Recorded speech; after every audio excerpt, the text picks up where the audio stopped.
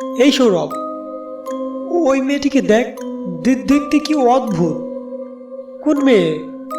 আরে ওই যে আমাদের সামনে দাঁড়িয়ে আছে। আমাদের সামনে দাঁড়িয়ে আছে?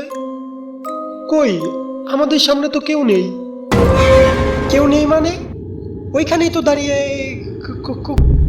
কই গেল? ও, ওইখানেই তো দাঁড়িয়ে ছিল।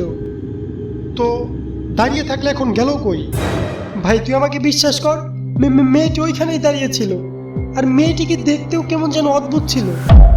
হ্যাঁ, আমি এটা ঠিকই বুঝতে পারছি। তুই আমার সাথে ফাজলাম কি করছিস? দেখ, এখন ফাজলাম কি করার সময় না।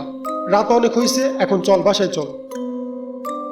সেইখান থেকে সৌরভ আমাকে জোর করেই বাসায় নিয়ে এলো, কিন্তু আমি সেখানে সত্যি একটি মেয়েকে দেখেছি।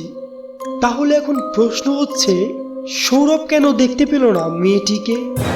আর চোখের পলকের মধ্যেই বা মেয়েটি কোথায় গেল? সেটা জানতে চোখ রাখুন আমাদের গল্প ইউটিউব চ্যানেলে। আসছে কোথায় গেল মেয়েটি, ঠিক রাত ৯টা ৭ মিনিটে।